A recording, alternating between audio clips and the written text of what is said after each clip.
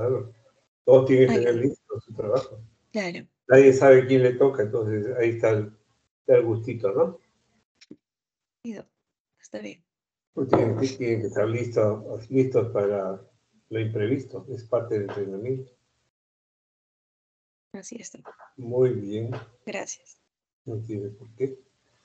Ok, vamos a hablar sobre las infecciones micóticas, ¿no es cierto? En infectología vamos a hablar sobre las infecciones micóticas, pero hay, digamos, clásicamente tenemos dos tipos de infecciones micóticas. Son las micosis superficiales, que ustedes la llevan en dermatología, pero aquí la vamos a llevar también como un artículo, una revisión de artículos. Entonces vamos a repasar también la micosis. Y las otras micosis son las que se llaman infecciones fúngicas invasoras, que son las infecciones que comprometen digamos, el organismo de forma sistémica, ¿no? Entonces, por eso se llaman infecciones fúngicas invasoras, ya vamos, que se meten a la sangre, se meten a los órganos, etc. En cambio, las superficiales, ¿qué cosa tenemos? Las superficiales son las que comprometen las uñas, las mucosas, el cabello, ¿no es cierto? Esas son las superficiales. Ya nos van a hablar el compañero que desarrolle el tema. ¿Ya? Entonces vamos a hablar sobre... Ok. Entonces, ya hemos hablado, ustedes ya habrán visto este episodio, porque este slide de diapositiva. Perro un ratito, ¿eh? Perro un ratito.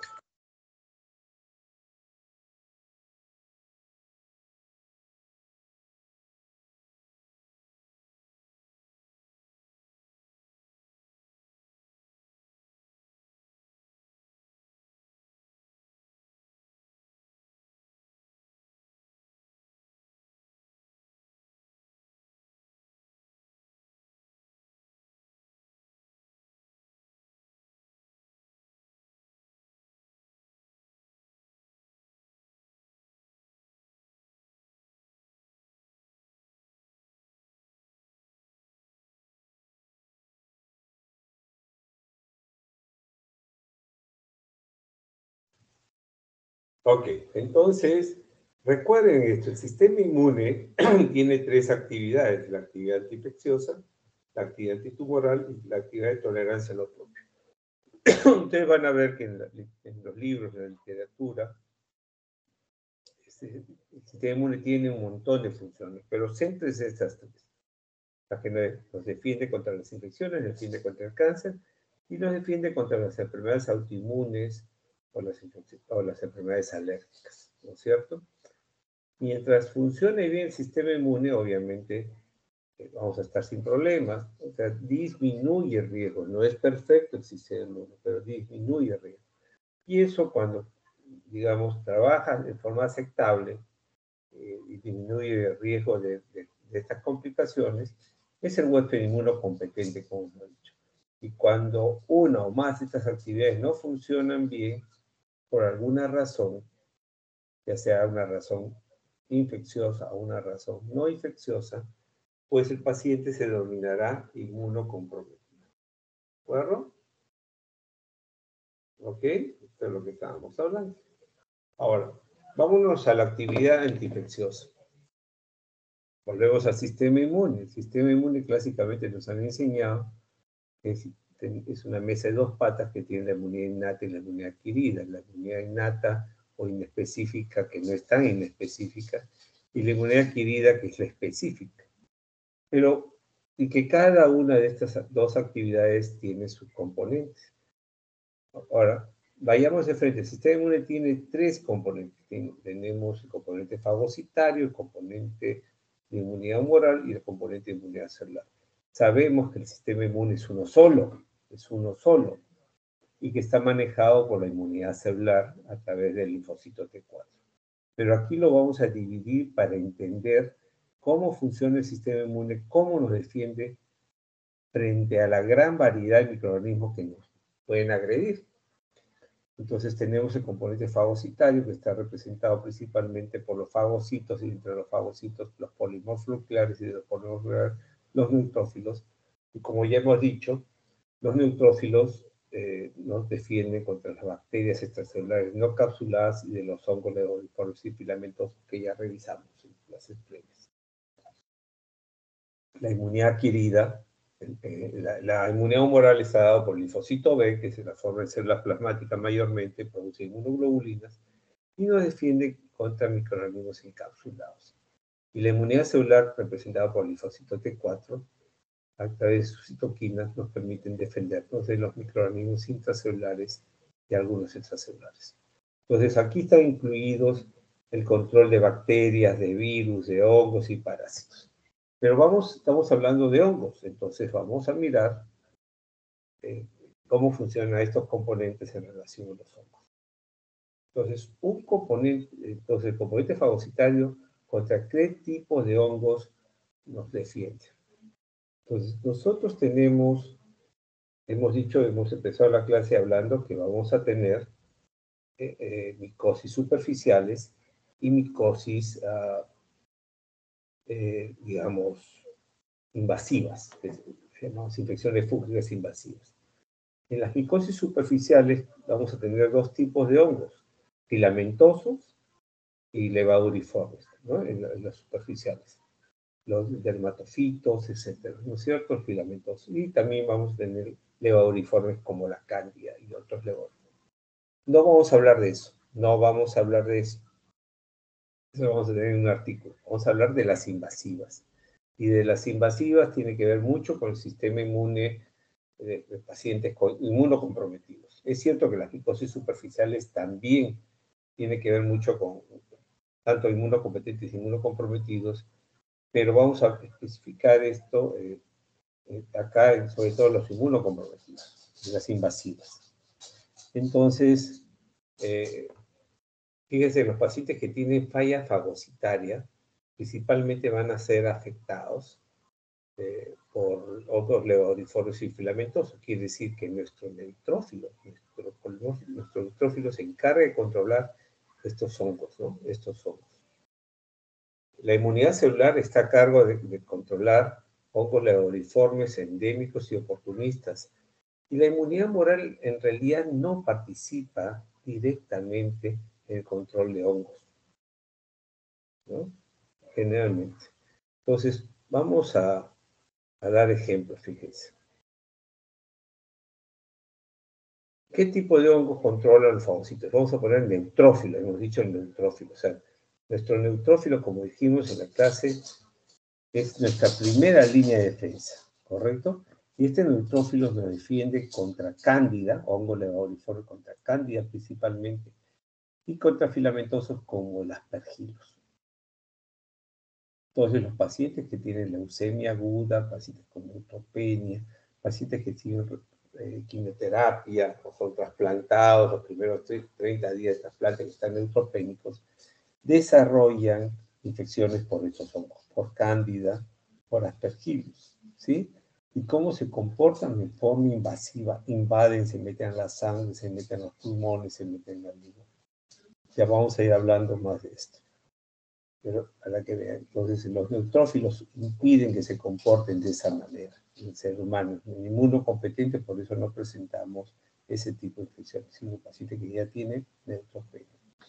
En el paciente, y entonces son formas agudas, son infecciones agudas, invasivas y profundas, o sea, la infección del hongo profundiza, se mete en la sangre y en los órganos profundos. En la inmunidad celular, ¿qué cosa hace la inmunidad celular? También nos defiende con hongos levaduriformes, como cándida, pero también puede ser criptococo, con hongos dimórficos. Dimórfico significa que en el huésped es levaduriforme y en el ambiente filamentoso. Son los hongos endémicos regionales dimórficos, Phytoplasma capsulatum, Paracoccidia brasilensis. Ahora vamos a hablar. Y hongos oportunistas como Pneumocystis gyrodacea. ¿De acuerdo? ¿Cómo es la clínica en estos pacientes con falla celular? Por ejemplo, pacientes con linfoma maligno, los pacientes que reciben corticoterapia crónica, los pacientes que tienen VIH-Sida, pacientes trasplantados después de 30 días. Generalmente el hongo se extiende en la superficie, en la mucosa se comportaría como una micosis superficial, sí. Pero por otro lado hay otros hongos que pueden profundizarse ciertos órganos como pulmón y comportarse en forma crónica, como la aspergilosis crónica. En la falla fagocitaria tendríamos aspergilosis, digamos, invasiva, una forma aguda. La falla celular tendríamos una forma crónica. ¿De acuerdo? Bien el comportamiento, vamos a ir viendo eso. Y los que tienen falla humoral, o sea que tienen la gamma globulinemia, falla de anticuerpos, en realidad no tiene nada que ver el hongo. Cuando un paciente un paciente que tiene falla humoral hace infección por hongos, infección invasiva por hongos, cuando tiene asociado una falla celular, si no. Entonces, los dos principales componentes que nos defienden de las infecciones invasivas son el componente fagocitario y la inmunidad celular. Vamos a ir avanzando. Aquí lo van a ver mejor en el paciente trasplantado, ¿no? Los primeros 30 días del paciente trasplantado está neutropénico, de 30 a 100 días ya no está neutropénico, tiene falla humoral, pero falla celular, a predominio celular, y después de 100 días de trasplantados tiene más falla humoral. Entonces, fíjense que en los primeros 30 días, ¿qué hongos afectan a estas personas, trasplantados? Cándida y aspergillus. Cándida y aspergillus, o sea, levaduriformes y filamentosos. Después de los 30 días, ¿qué otros hongos nos afectan? Si es celular. Si tuviéramos en alguna región de hongos endémicos, también podría ser cándida, podría ser criptococo, ¿no? O entre los levaduriformes endémicos. Aspergillus podría, claro, estar ahí. Ahí lo vemos que Aspergillus llega por ahí, la cándida también, y el Pneumocystis jirovesi, ¿no? Que es el oportunista, miren cómo está. Y después de 100 días que ya persiste la falla celular, pero predominio más de falla humoral, ya no es tan frecuente los hongos, ¿no? Tardíamente no son tan frecuentes. Quizás el Aspergillus es el que cumple los tres niveles de eficiencia, ¿no? Y el Pneumocystis por ahí, pero principalmente recuerden que los que van a controlar los hongos y controlar que no sean invasivos, va a tener que ser el componente fagocitario, los neutrófilos y el linfocito T. Entonces vamos a definir infecciones fúngicas invasoras. No vamos a hablar de micosis superficiales, que hay un artículo que uno de ustedes va a desarrollar. Entonces, ¿cómo definimos infecciones fúngicas invasoras? Aquellas que afectan habitualmente tejidos, órganos y líquidos órganos estériles. Es decir, cuando nosotros aislemos hongos en tejidos estériles, esa es una infección fúngica invasiva, ¿no es cierto? Una infección fúngica invasiva. ¿De acuerdo?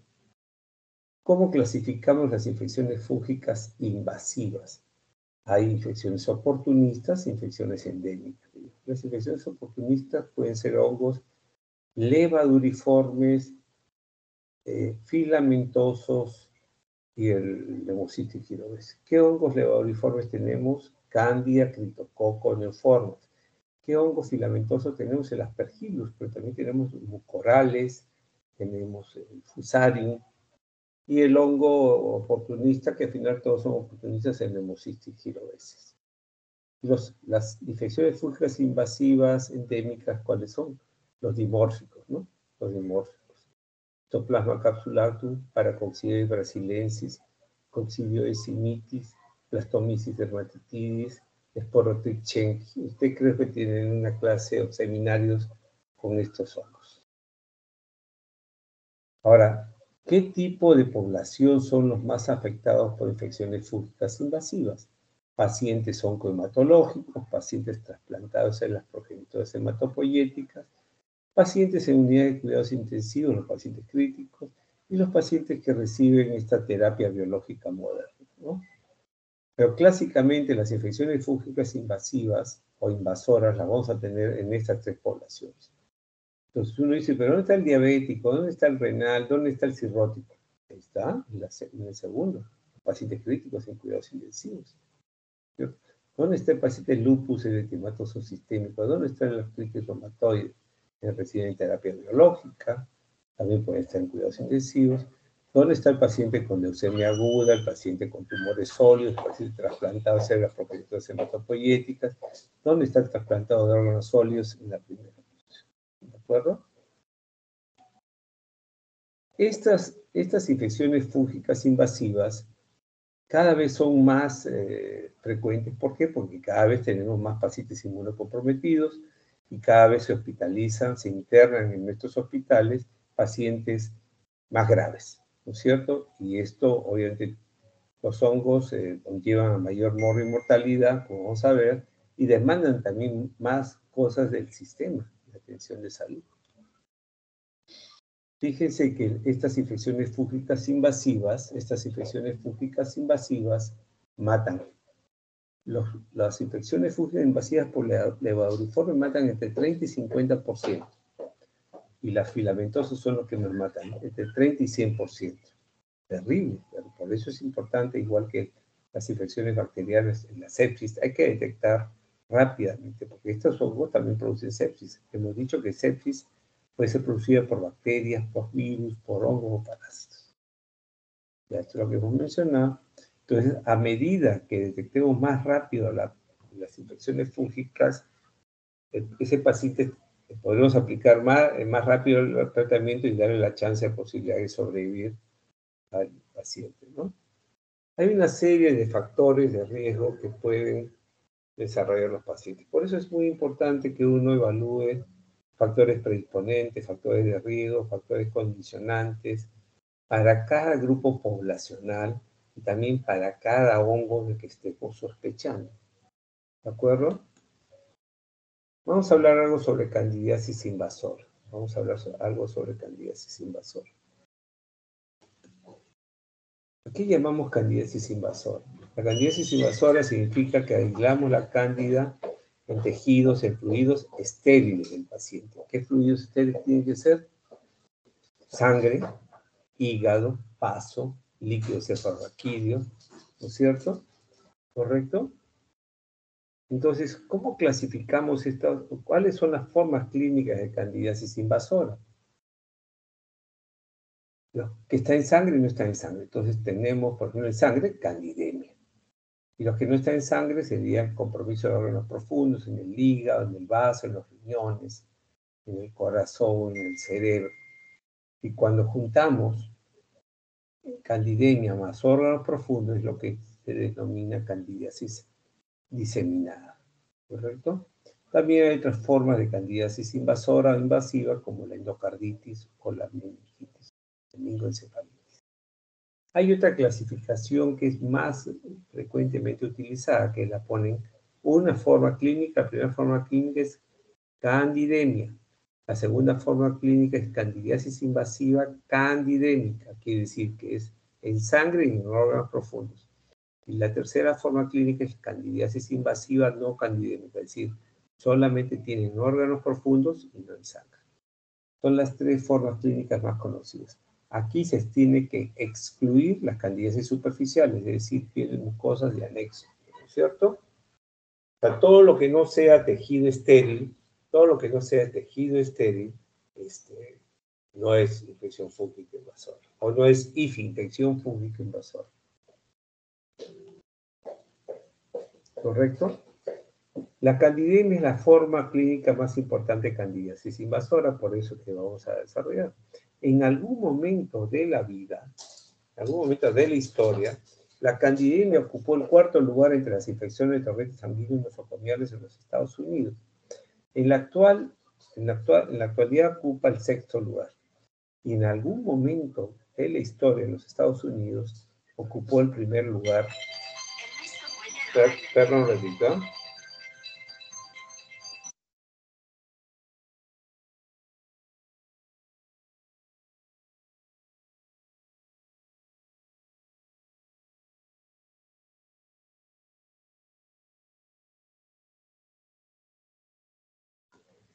En la actualidad, más o menos está en el tercer o cuarto lugar en la actualidad, ¿no es cierto? Depende de los hospitales en qué lugar, pero más o menos siempre están entre tercero y sexto, ya sea como infección de torrentes sanguíneos nosocomiales o en cuidados intensivos. Dicen que a pesar que el género Candida contiene aproximadamente 200 o 250 especies diferentes, 5 son los principales y producen el 95-97% de las infecciones en el humano. Las cándidas las podemos dividir en albicans y no albicans. Tenemos la cándida albicans y las no albicans, ¿cuáles serían? Tropicales, Parapsilosis, glabrata y cruzei. ¿De acuerdo? Tropicales, Parapsilosis, glabrata y cruzei. Entonces, si ustedes han escuchado alguna vez de los safaris para ir a ver a los animales de África, hay uno que se llama, digamos, el safari para verlos de Big Five, los 5 grandes, ¿no es cierto? Los 5 grandes. Los 5 grandes que vienen a ser el león, el elefante, el rinoceronte, la jirafa, ¿y quién más falta? El hipopótamo, ¿no es cierto? Son los 5 grandes. ¿Correcto? Entonces aquí tenemos los 5 grandes, ¿no? El albicans, tropicales, Parapsilosis, glabrata y cruzei. Pero en los últimos años se ha agregado un sexto. Y un sexto que es multidrogo resistente. Multidrogo resistente a los azoles, sobre todo fluconazol, resistente a los polienos, a la anfotericin, y algo resistente a la quinocandida. Eso se llama la Candida auris, que vamos a mencionarle. En uno de los artículos que van a desarrollar sus compañeros también van a ser mencionadas, pero ya vamos a hablar más de la Candida auris, que es resistente a los triazoles, cuando los triazoles, anfotericin B, responde algo a las equinocandinas, y obviamente produce muchos brotes. Pero recuerden esto, los 5 grandes, ¿no? Los 5 grandes y el sexto, que es la Candida auris. Muy bien. ¿Cuáles son las poblaciones de riesgo que desarrollan o pueden desarrollar o están en riesgo de desarrollar candidiasis invasiva o invasora?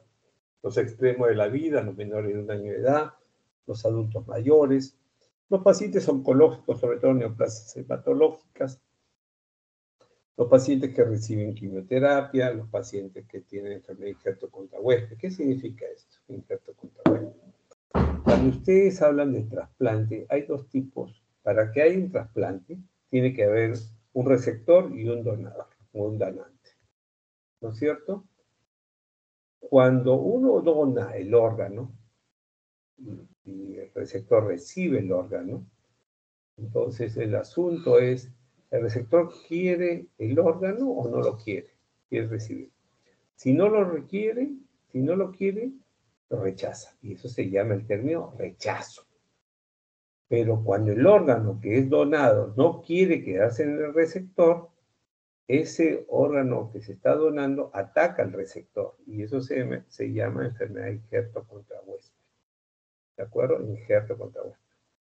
En ambas ocasiones, para que ni rechace y el otro tampoco genere injerto contra huésped, le dan inmunosupresores para que el órgano que se está donando se quede, ¿no? A veces no es posible y se tiene que retirarlo, o si no puede matar al receptor. Entonces, ese es el concepto de enfermedad de injerto contra huésped, o también podría ser el caso de rechazo. Enfermedades metabólicas, como principalmente el diabetes mellitus, pero podría ser hipotiroidismo, hipertiroidismo. El uso del catéter venoso central, o sea, las líneas vasculares también son muy importantes. La corticoterapia crónica, ¿no es cierto? La corticoterapia crónica, el uso de antibióticos de amplios espectros, si ustedes buscan en la literatura, por ejemplo, vancomicina se asocia mucho con hongos, la colonización en múltiples zonas del cuerpo, los pacientes trasplantados, ya sea de órganos sólidos o células progenitoras hematopoyéticas, etc. Miren acá, ¿cuáles son los factores predisponentes para sufrir una micosis invasora por levaduriformes? Hemos dicho que las levaduras, los hongos levaduriformes pueden ser controlados tanto por componente fagocitario como componente celular. Quiere decir que si el componente fagocitario falla y el componente celular falla, ambas condiciones, ya sea por separado o juntas, predisponen al desarrollo de infecciones por hongos levadiformes. La falla fagocitaria, ¿qué cosa predispone? La infección invasiva que profundiza. La falla celular, digamos, de inmunidad celular, produce en la micosis en las superficies, nada más en la mucosa, tengan pacientes con SIDA, pacientes VIH-Sida, falla celular. La cándida crece solamente en la superficie, el muco oral, la esofagitis. Cuando un paciente con SIDA tendría que tener una candidiasis invasiva en la sangre cuando está neutropénico.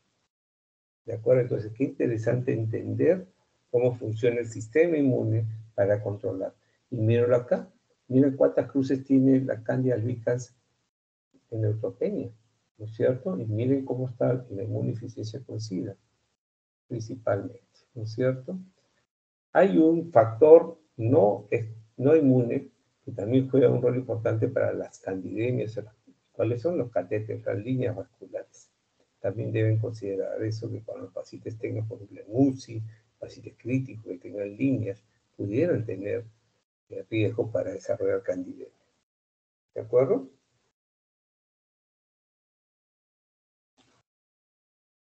Hay factores condicionantes, hay factores predisponentes, pero ya les hemos dicho sobre todo los factores falla fagocitaria, falla celular y líneas vasculares principalmente. Entonces ustedes preguntarían, y las fallas fagocitarias, todo lo que te provoca neutropenia, ¿no es cierto? Enfermedades que producen neutropenia, drogas que producen neutropenia, son las que podrían predisponer a desarrollar estas iguales fallas celular, condiciones clínicas como VIH-Sida, corticoides, etcétera, ¿no es cierto? Entonces, en pacientes neutropénicos hemos dicho que generalmente en la primera semana de neutropenia son infecciones bacterianas, en la segunda semana son infecciones levadoriformes, o sea, por Candida albicans, y después de 2 semanas infecciones filamentosas clásicamente, ¿no es cierto? La variedad de cándidas o el tipo de especies o subespecies de cándida puede ir variando de acuerdo a los factores de riesgo, ¿no? Por ejemplo, glabrata se usa mucho cuando se usa antibiótico de amplio espectro, cuando se usan muchas líneas vasculares. La paraxilosis, sobre todo, en nutriciones parentales totales, y los pacientes con cándida tropicales y Cruzei los vemos en inmunocomprometidos, principalmente neutropenia. No todas las cándidas son sensibles a todos los antifúngicos, hay resistencia. Entonces, por ejemplo, quienes tienen resistencia idiosincrática, o sea, primaria, nunca fueron expuestos, o necesitan niveles altos de droga para ser eliminados. Por ejemplo, la Candida krusei, la Candida rugosa, la Candida glabrata, la Candida krusei, la Candida auris, perdón, entonces krusei, glabrata, rugosa, auris, que es la multidroga resistente, a fluconazol y otros triazoles. Por ejemplo, de resistencia antifúngica al fotericin B, la Candida lusitanae, la Candida guillapondi, la Candida lipolítica, la Candida auris también.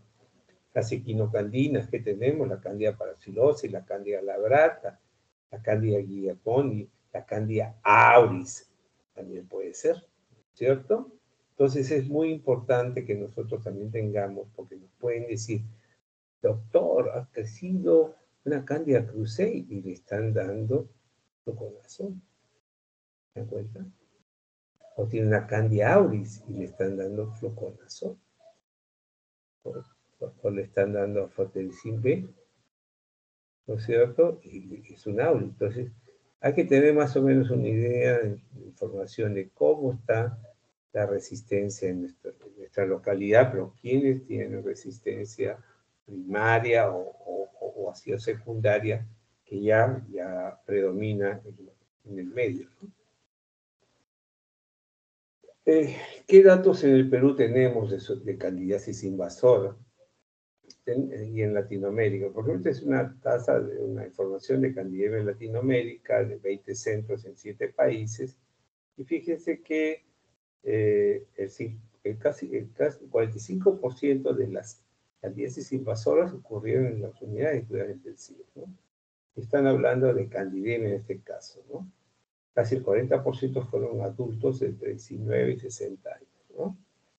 Y los pacientes con cáncer en esta estadística ocuparon 23%, pero miren la mortalidad, 40%.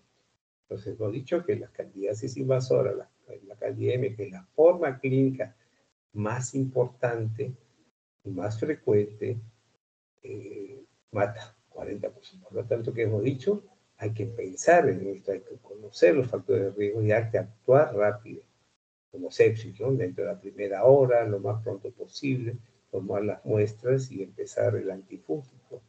Conocer cómo está nuestro mapa micológico en lo que respecta a tipificación, a sensibilidad. En el caso de Perú, cogieron 3 hospitales generales y miren que la Candida albicans llega a 30%, el 70% son cándidas no albicans. ¿Y por qué se caracterizan las cándidas no albicans? Resistencia, tienen mucha resistencia diversa, heterogénea a los diferentes antifúngicos. Por lo tanto, hay que conocer cómo está nuestro mapa micológico. En los hospitales generales, lo que predomina mucho es la paracilosis de las no albicans. En los hospitales oncológicos o los servicios oncológicos dentro de los hospitales generales, tropicales. Dijimos que la tropicales se ve mucho con neutropenia, ¿no es cierto? Entonces, y miren el cáncer, los pacientes con cáncer ocupan más o menos igual que en otras series, 21, 22%, 25%.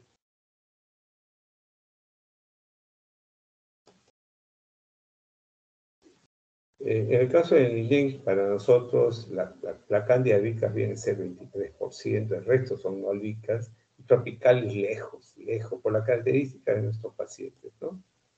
Igualito a través del tiempo lo que hemos tenido es el predominio de las cándidas no albicans.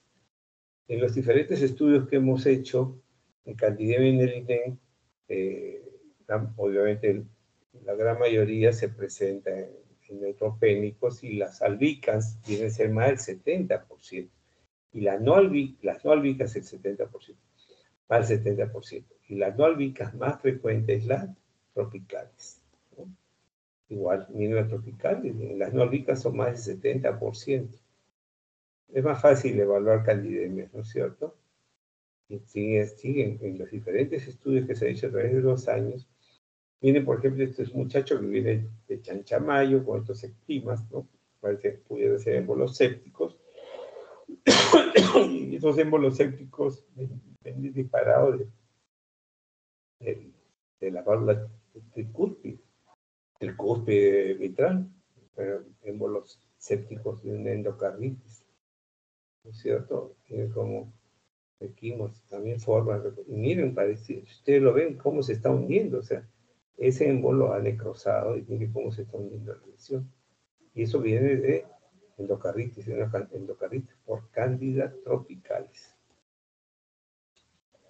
Fondo de ojo también. Hay que hacerle, que tiene corioretinitis por cándida, ¿no es cierto? O puede disparar a los órganos profundos. Pero no solamente tener candidemia, sino también órganos profundos. Miren estas lesiones hipodensas en el hígado, en el vaso. Candidiasis hepatoesplénica, ¿no es cierto? O candidiasis renal, ¿no es cierto?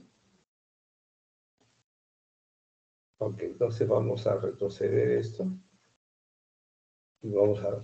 Entonces, cómo debemos enfrentar un paciente viene febril?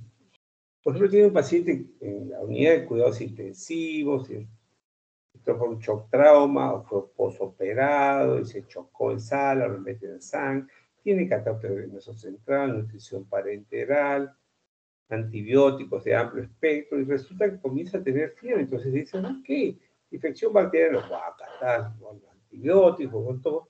Y de pronto el laboratorio nos dice, ha crecido estructuras levaduriformes. Entonces ahora hay pruebas rápidas que se pueden identificar y le dicen, ok, es una cándida. Tiene 3 hemocultivos positivos, ¿no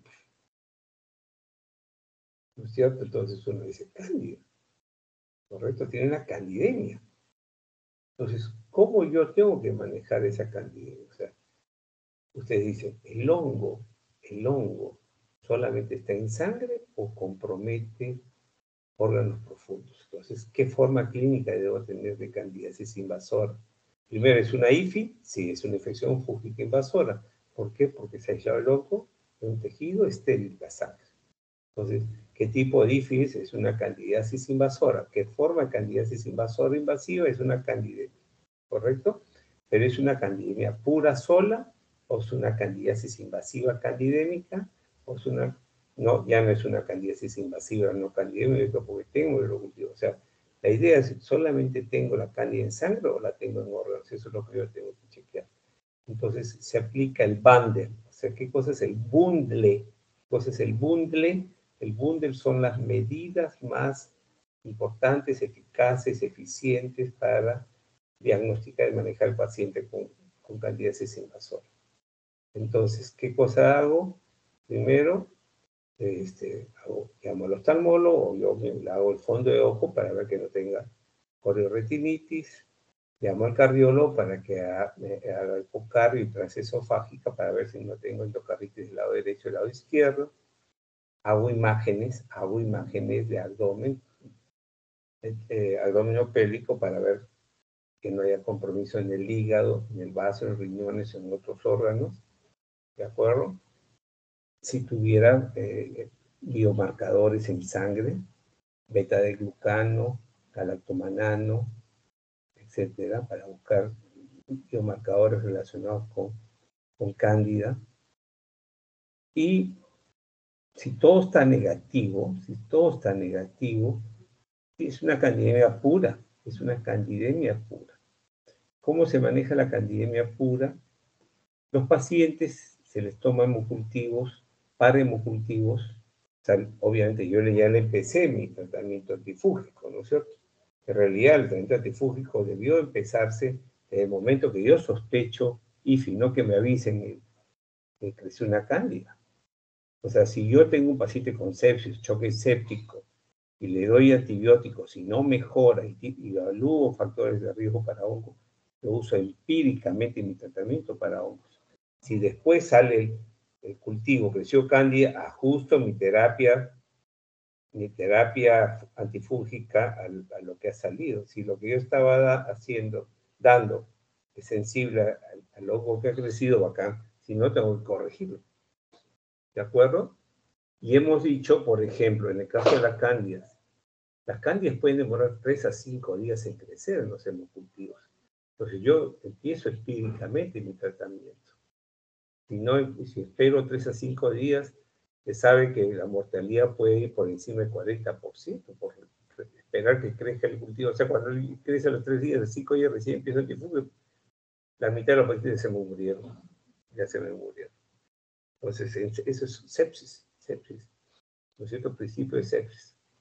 Entonces, a los pacientes que están con candidemia, se le toma cada 48 o 72 horas un par de hemocultivos, y hasta que tengamos un par de hemocultivos negativos, se considera 14 días más la duración del tratamiento. Es decir, por ejemplo, en una semana, 10 días, le estoy dando el antifúngico. Y en estos hemocultivos que le está tomando cada 48 o 72 horas, en estos 10 o 14 días me sale el primer par de hemocultivos, yo digo, ¿cuánto tiempo más le voy a dar hongos? Antifúngico, 14 días más. Entonces, ¿cuánto tiempo le he dado? 28 días, un mes. ¿No es cierto? En un mes. Pero yo tengo que estar seguro que no tengan órganos profundos. Si hay órganos profundos, el tratamiento antifúngico puede demorar semanas, meses, hasta que desaparezcan las lesiones hipodensas, y vamos a tener que meter aguja porque estas lesiones hipodensas pueden ser finalmente solamente después de tratamiento, cicatrices, etcétera, ¿no es cierto?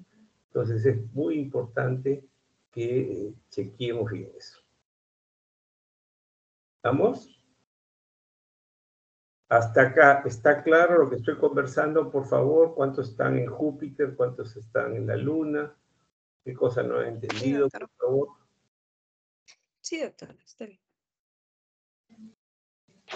Sí, doctor. Recuerden que estamos en clínica, y tenemos que enseñarles cómo manejar las cosas. O sea, nada más, no la teoría. Para eso se ponen a leer libros, pues, leer artículos, sino las cosas prácticas, cómo tienen que manejar. ¿De acuerdo? ¿Preguntas? No, ¿Preguntas? sí, ¿Hay señor. alguna pregunta? Algo que... No hay pregunta tonta. Hay tonto que no pregunta. Hoy día la pregunta, o sea, cuando ustedes hagan su pregunta no le va a costar nada. Cuando ya sean grandes y le van a dar al colegio médico, le va a costar la vida al paciente. A ustedes no, al paciente le va a costar la vida porque no aprendieron bien. ¿No quieren preguntar nada? Delegada, Chicos, ¿alguna pregunta que quieran hacerle al doctor? usted no quiere hacer, no necesita traducirme lo que le estoy preguntando, delegada. Ellos pueden No, hablar doctor, libremente. no todavía. ¿Usted tiene pregunta? No, doctor, todavía. No. Ok. Listo, sigamos entonces. Ya de las drogas para Candy hablaremos cuando el capítulo de antifúngicos. ¿Ya? Vamos a pasar a la otra. Aspergilosis invasora. Aspergilosis invasora. Aspergillus, ¿de acuerdo? O aspergilosis invasora. De la aspergilosis tenemos el fumigatus y los no fumigatus. El fumigatus es el más conocido y los no fumigates que tenemos, Flavus, Niger, Terrius es resistente a fotelicin B, Ustus. Los no fumigatus generalmente son resistentes al voriconazol, los triazoles. Entonces también y el Terrius sobre todo a fotelicin B. Entonces hay que también conocer un poquito. El fumigatus tiene un tamaño de la espora muy chiquita, por eso las aspergilosis del pulmón son más frecuentes fumigatus.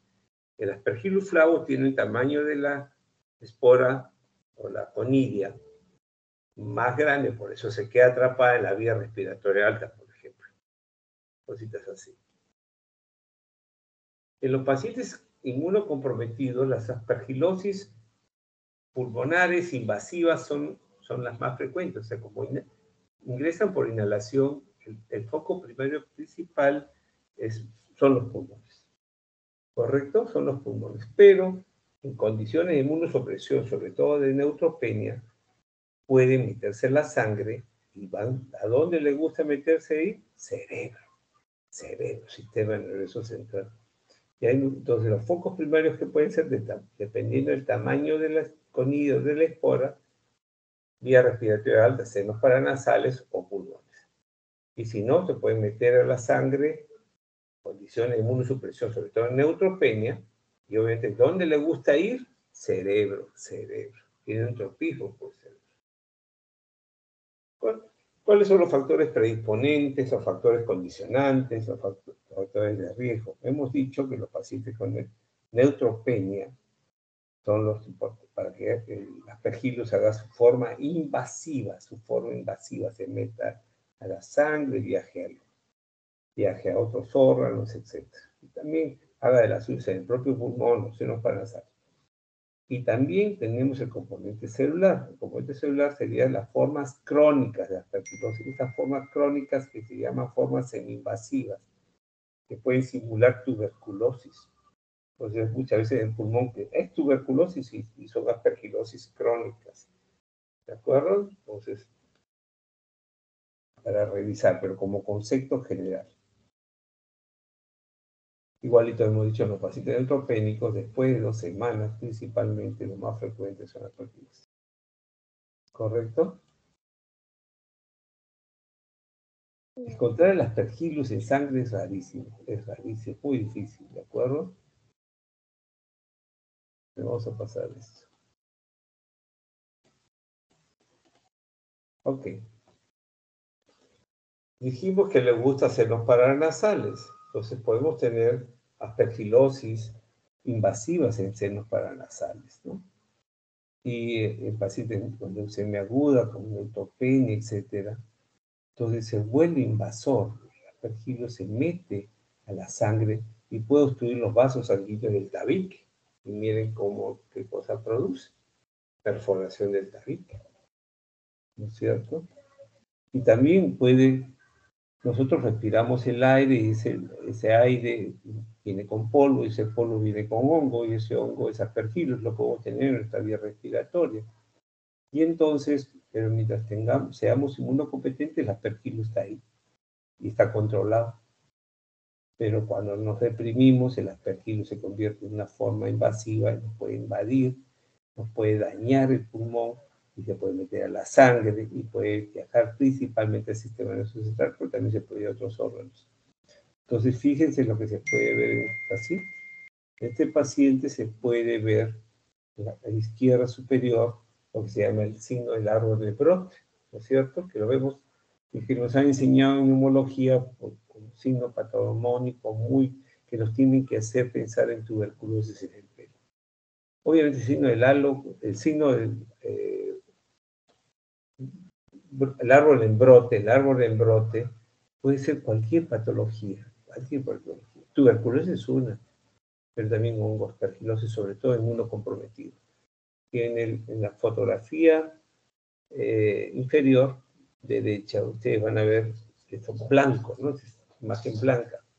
Eso se llama el signo del halo. Es blanco en el centro y miren en la periferia un halo deslustrado. ¿Y eso qué cosa es el signo del halo? ¿Qué representa eso? Representa infarto pulmonar. Infarto pulmonar. Cuando el paciente está con las defensas bajas, neutropenia, principalmente el aspergilo que estaba en el pulmón, se mete en la sangre. Puede producir los infartos. Y vamos a ver una fotografía acá. Vean ahí. Ven lo blanquito en el centro, lo pálido. El pálido es el tejido necrótico, ¿no es cierto? Es lo blanco que vemos en la tomografía. Y el halo deslustrado es la hemorragia que rodea eso. Y entonces, ¿de dónde sale esto? Vean a la derecha, es una fotografía. Son las cifras que obstruyen los vasos sanguíneos ahí. Entonces, obviamente, distalmente no hay sangre y este tejido está muerto. Por eso son infartos pulmonares. Un ratito, por favor.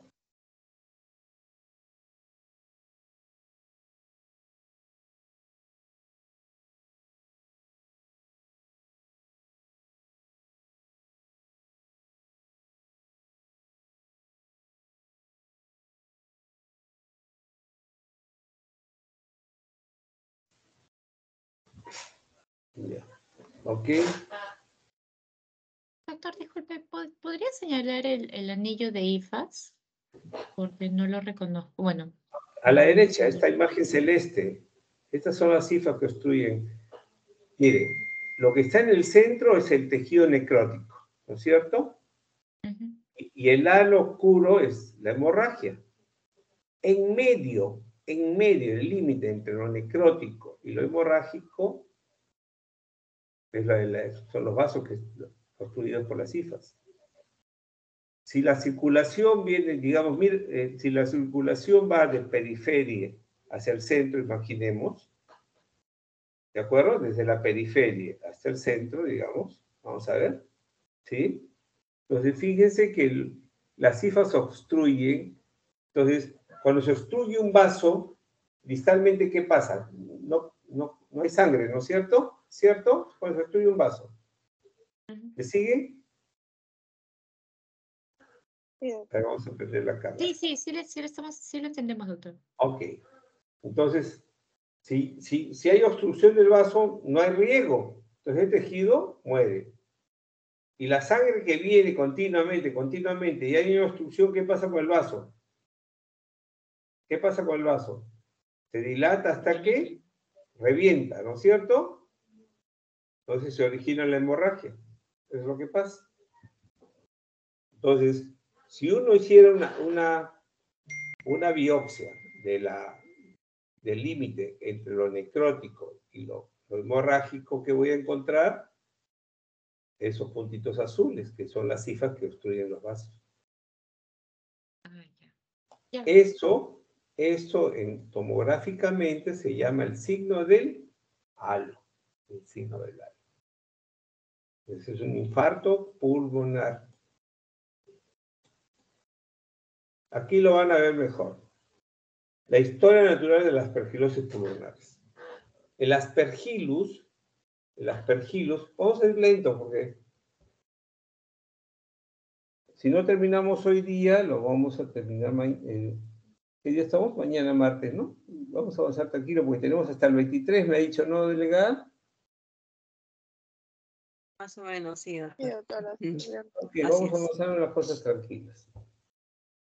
Entonces, cuando uno tiene aspergilosis en el pulmón, vamos a tener dos momentos de la aspergilosis en el pulmón. Uno a nivel bronquial y otro la forma angioinvasora. Mientras nuestras defensas estén bien, el aspergillus va a estar en el bronquio y no nos va a causar mayor problema. Pero cuando nuestras defensas bajan a medias o bajan mucho, sobre todo neutropenia, si tenemos falla neutropénica, falla fagocitaria, se va a meter a la sangre. Se va a meter a la sangre y va a obstruir los vasos sanguíneos y vamos a tener signo del alma. Si vamos a tener falla celular, vamos a tener aspergilosis crónica. Pero esta fase angioinvasiva es la que obstruye. O sea, cuando se mete al vaso sanguíneo, quiere decir que el paciente está con su sistema inmune comprometido. ¿No es cierto? Si no, no nos debe causar mayor problema. Y miren, hay algo que se llama galactomanano. Galactomanano es un biomarcador. Es un polisacárido de la pared del hongo. Y cuando se replica el hongo, lo libera en la sangre, lo libera en las secreciones bronquiales. Por eso, porque podemos recuperarlo de un lavado bronquial, lo podemos recuperar de la sangre. Entonces, cuando vemos en la sangre galactomanano positivo, significa que el hongo está invadiendo la sangre. Cuando lo saco de un lavado bronquial, pudiera ser que el hongo solamente esté colonizando, pero en el contexto del paciente, de acuerdo a lo que yo tenga en contexto, podría decir que tiene también una forma invasiva en el pulmón, signo del halo u otras lesiones. Entonces, y recuerden que el signo del halo es la lesión más temprana de la fase angioinvasiva. Cuando ustedes vean el signo del halo, ese paciente está con la defensa hasta la cachan y lo más probable que tenga es neutropenia. Correcto, pero vamos a recordar las 4 formas, los 4 mecanismos por el cual el aspergillus produce daño en el ser humano. Hay uno el primer mecanismo se llama colonización saprofítica. Y ustedes se van a recordar. La tuberculosis nos deja un huecazo en el pulmón muchas veces, ¿no es cierto? Y luego nosotros respiramos el hongo, el aspergillus. El aspergillus ingresa al hueco y a partir del hueco comienza a reproducirse el hongo y se forma una bola fúngica. ¿Cómo llamamos esa bola fúngica? ¿Se acuerdan? Se deben haber aprendido en neumología. Aspergiloma, ¿no es cierto? Y les dijeron que si es un aspergiloma único, generalmente se opera, y si es bilateral, es tratamiento médico. Y ahora tenemos drogas que se pueden manejar bien, incluso con la aspergiloma unilateral, pero la conducta generalmente es quirúrgica unilateral. Entonces, colonización saprofítica, aspergiloma. Entonces, ese es típico. El segundo mecanismo es por hipersensibilización, es decir, el hongo cuando ingresa al cuerpo, como que produce alergia. ¿Cómo produce alergia? ¿Qué cosa tenemos ahí? ¿Qué tenemos ahí? La aspergilosis una alérgica, parece asma, ¿correcto? Entonces también nos puede hipersensibilizar. El tratamiento es corticoides, el tratamiento es antifúngico. La tercera forma es invasiva o semi-invasiva. La semi-invasiva, que es formas crónicas por falla de inmunidad celular que tenemos, los alcohólicos, los hepatópatas, ¿no es cierto? Principalmente. Los nefrópatas. ¿Sí? Y las invasivas propiamente que tenemos, los pacientes con neoplasias hematológicas, los trasplantados. ¿No es cierto? Tenemos las formas invasivas, la aspergilosis invasiva o invasora. Y tenemos una cuarta forma que es la por toxinas. El aspergillus produce una serie de toxinas. Una de esas toxinas famosas es la aflatoxina, que la asocian con hepatocarcinoma. Y así hay otras toxinas que pueden inflamar el pulmón y producir lo que se llama neumonitis química. Entonces hay 4 mecanismos muy importantes en diferentes tipos de poblaciones. Diferentes tipos de poblaciones, no solamente inmunocomprometidas o en cualquier. Entonces ustedes tienen que saber los 4 mecanismos por los cuales el Aspergillus produce daño al ser humano.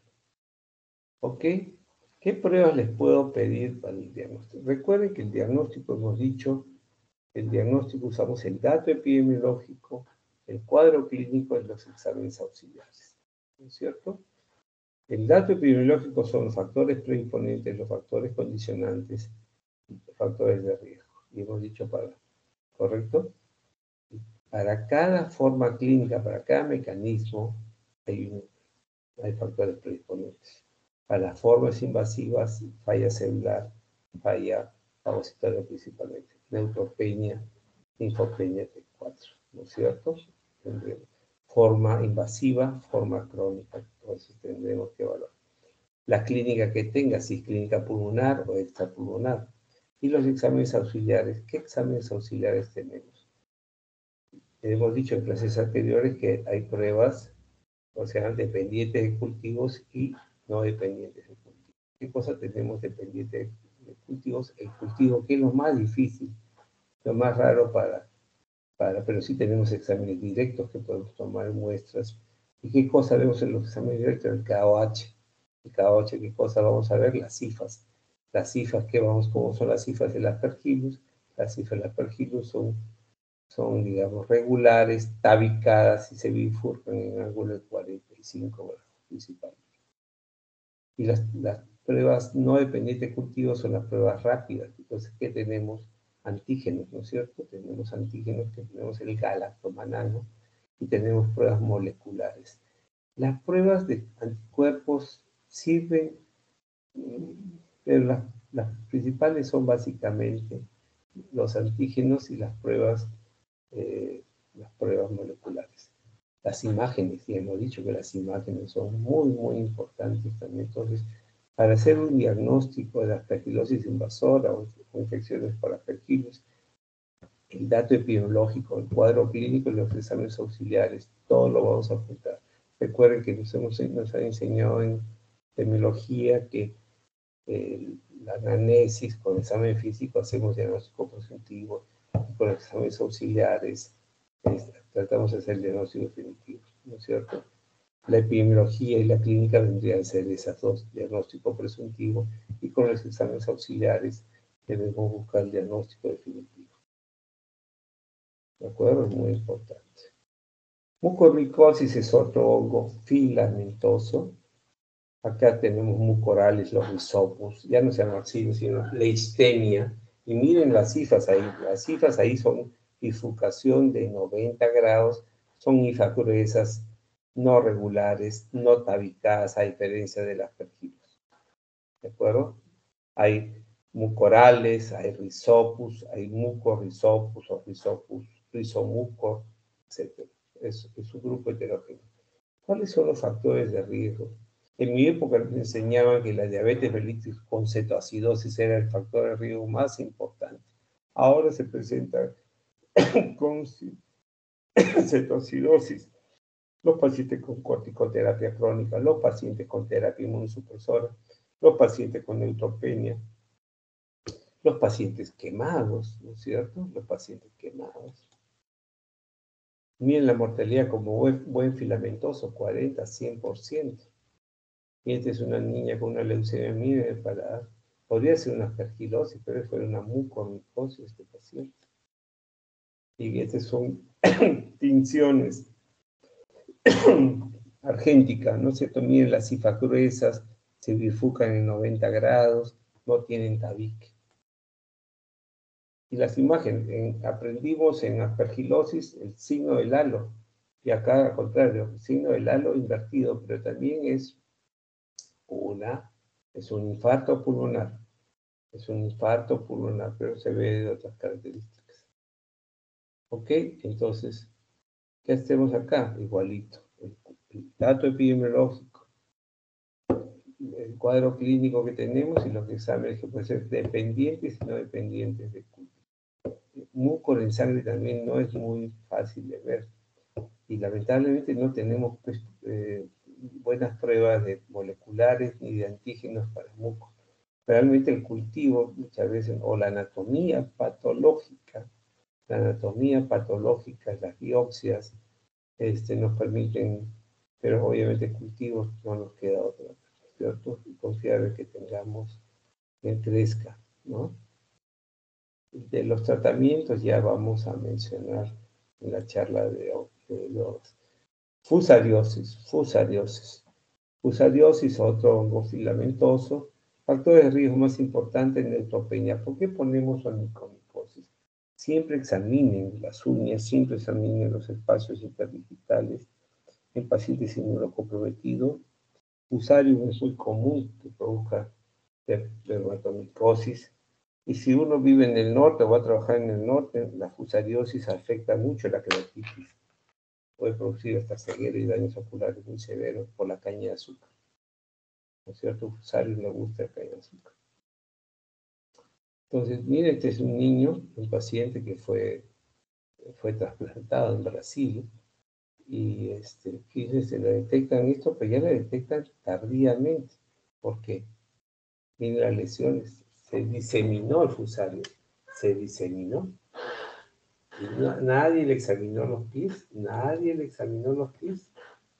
¿No es cierto? Entonces es muy importante que se chequee los pies, las manos y los pies, que se examinen las uñas, que se examinen los espacios interdigitales. ¿Correcto? Y el complejo criptococo. El complejo criptococo es un hongo levaduriforme. Entonces, de esta clase que levaduriforme tenemos que salir aprendiendo cándida y criptococo. ¿Qué filamentosos tenemos que aprender en esta clase? Aspergillus, mucorales, fusarium. ¿De acuerdo? Hay dos complejos o dos grupos de criptococos, el neoformas y el gatti. El neoformas le gusta el sistema nervioso central y el gatti se queda en pulmón. Sin embargo, en los últimos años el gatti ya decidió salir del pulmón. Entonces, el criptococo, recuerden que es un hongo levaduriforme encapsulado. Si es encapsulado, ¿cómo dijimos que cómo se comportan los microorganismos encapsulados? ¿Cuál es la secuencia clínica? Ingresan por vía respiratoria, producen compromiso pulmonar, luego se meten a la sangre y luego atraviesan la barrera hematocefálica y producen meningoencefalitis. ¿No es cierto? Y se le determinan como neumonía crónica, como bacteriemia y como meningoencefalitis crónica, a diferencia de la bacteriana. ¿Por qué? Porque la inflamación es a predominio linfomonocytario, o sea, la celularidad es a predominio linfomonocytario, por eso se llama crónica. ¿De acuerdo?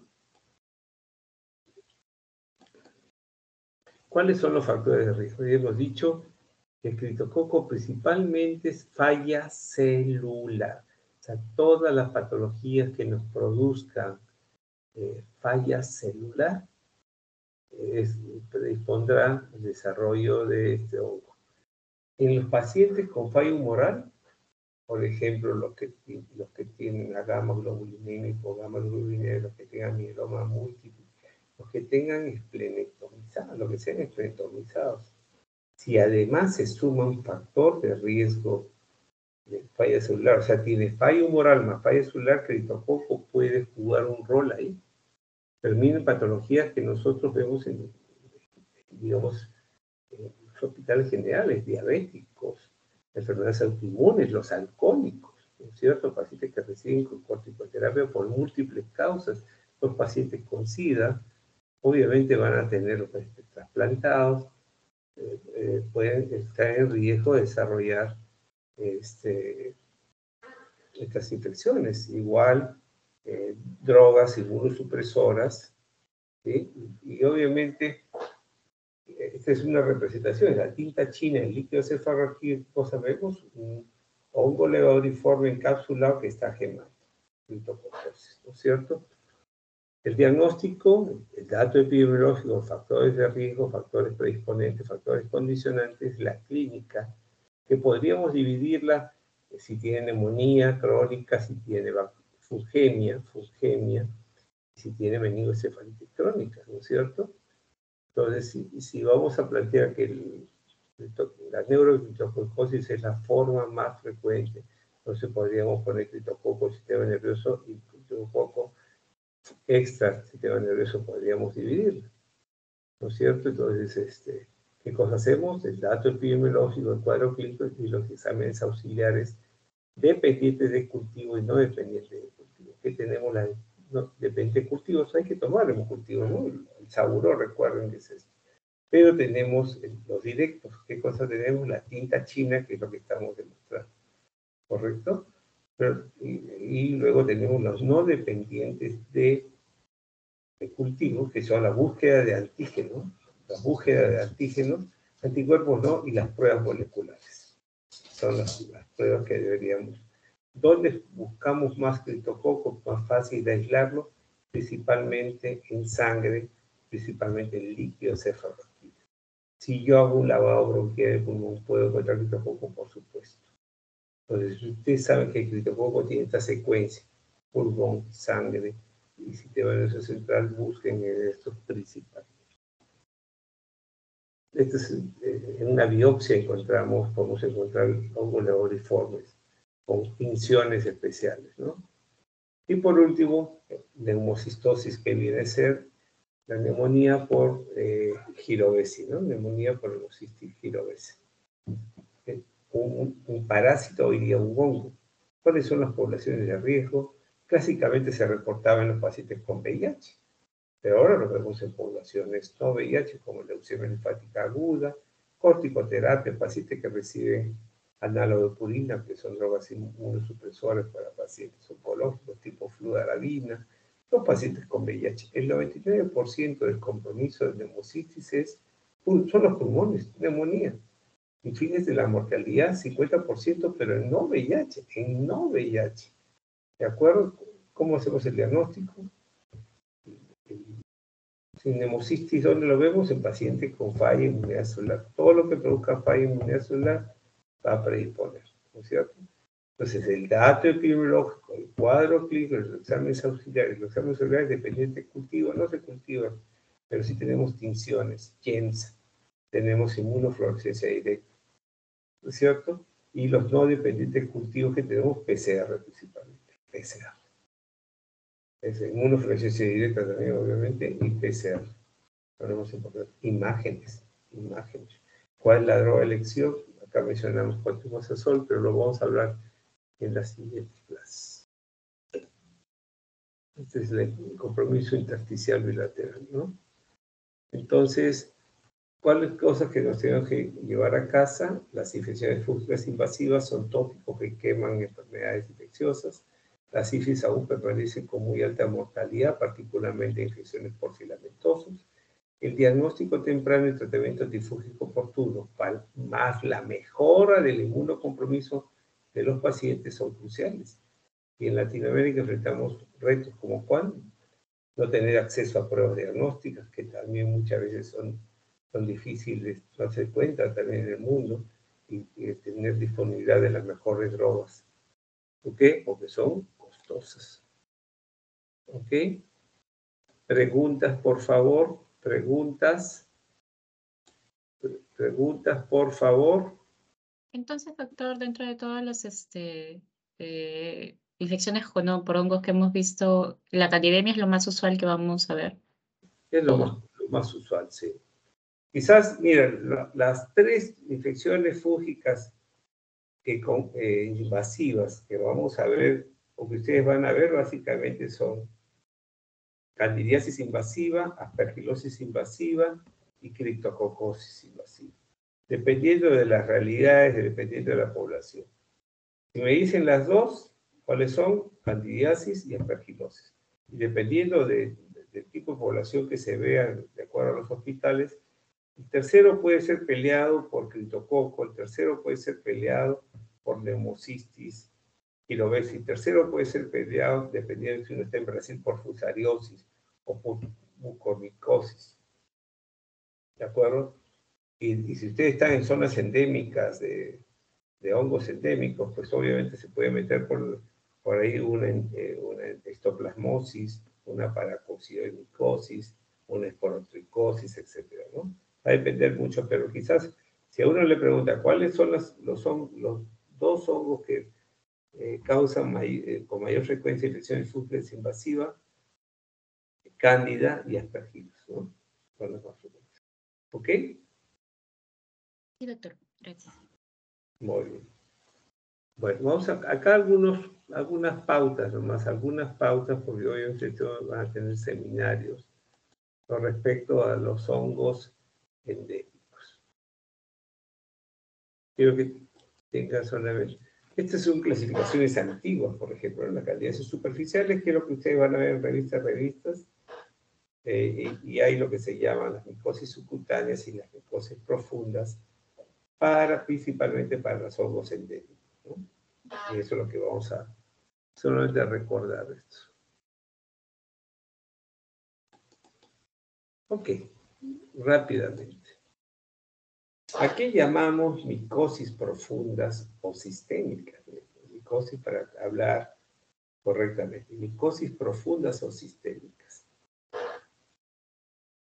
5 características de las micosis profundas o sistémicas que ustedes tienen que recordar. Primero, adquiridas por inhalación. Primero son por hongos dimórficos. Hongos dimórficos, ¿de acuerdo?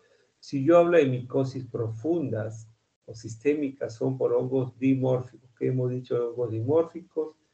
Levauriformes en el huésped, filamentosos en el agua. ¿De acuerdo? Entonces son por hongos dimórficos. Segundo, se adquieren por inhalación. Adquieren por inhalación. Tercero, quiere decir que el órgano primario o los órganos primarios son los pulmones. Son los pulmones. Cuarto lugar, se diseminan principalmente por vía hematógena. Quinto lugar, puede haber regresión del cuadro espontáneamente. Entonces, si ustedes saben qué cosas son hongos dimórficos que causan micosis profunda, ustedes no tienen la menor idea, están en la calle y no han estudiado nada. Les preguntan, por lo menos si se acuerdan estos 5 puntos, les van a decir, pucha, sabe un montón, ¿eh? Sabe un montón, ¿no es cierto? No, pero estudien, ¿no es cierto? Entonces, ¿qué hongos se comportan de esa manera? El blastocitis dermatitis, el coccidioides imitis, el ectoplasma capsulatum y el paracoccidioides brasilensis. Entonces, la blastomicosis, la coccidioidomicosis, la histoplasmosis y la paracoccidioidomicosis son hongos que causan micosis profundas y tienen estas 5 características que les he mencionado. ¿De acuerdo? Para que nunca más se olviden. ¿Ok? Entonces este es un muchacho con VIH que mira que tiene lesiones en el cuello. Y les hace recordar probablemente las escrófulas de la tuberculosis, ¿no? Cuando los ganglios tuberculosis se abren hacia la superficie y bota el calcio, ¿no? Recuerden que hay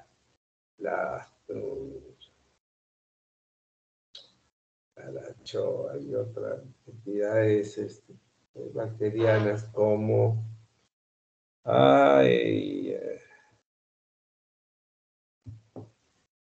bueno, me olvidé que también pero histoplasmosis podría dar esto.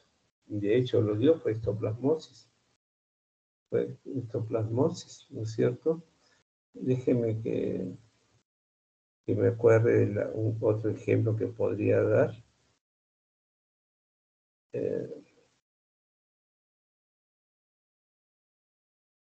Bueno, otros ya va a correr en su momento. Entonces, por ejemplo, este muchacho, ¿no? Todas las lesiones fue histoplasmosis. O miren acá, podría ser tuberculosis calcificada, pero es una histoplasmosis calcificada, ¿cierto? Histoplasmosis. ¿Se acuerdan cuál es el bicho que está asociado a los DIU? ¿Se acuerdan? El microorganismo que está asociado al uso de dispositivos intrauterinos, ¿se acuerdan? ¿Alguien se acuerda?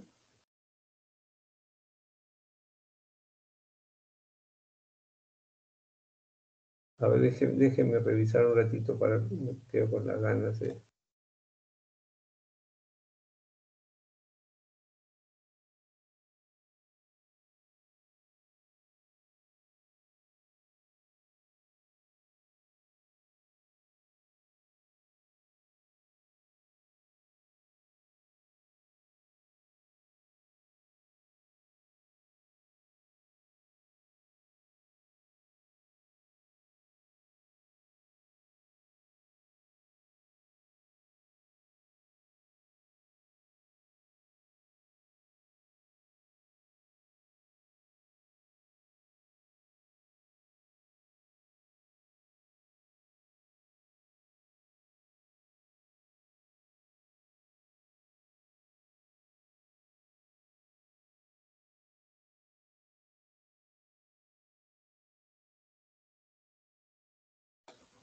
La actinomicosis, pues la actinomicosis, cuando ustedes tengan diagnóstico diferencial, cuando vean esto, ustedes dicen escrófulas, eso se llama escrófulas. Entonces, tuberculosis, actinomicosis también, ¿no es cierto? Y hongos endémicos como histoplasmosis pueden dar, ¿de acuerdo? ¿Se acuerdan de actinomicosis? Los famosos gránulos de azufre, ¿no? Los gránulos de azufre.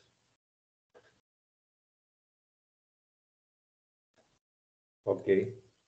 Y aquí tenemos la paracoccidoimicosis, que es otro hongo endémico que le gusta afectar el límite entre la piel y la mucosa, ¿no?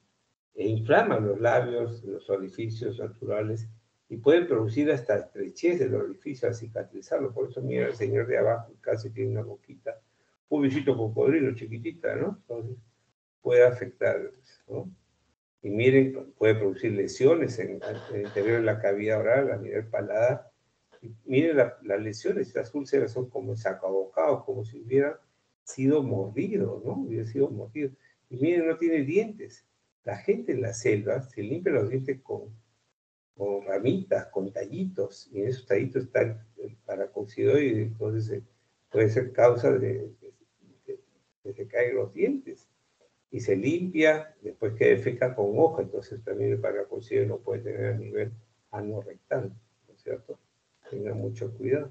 Y mire, este señor pareciera que podría ser tuberculosis, pero es una paracoccidoimicosis, miren los labios, ¿correcto?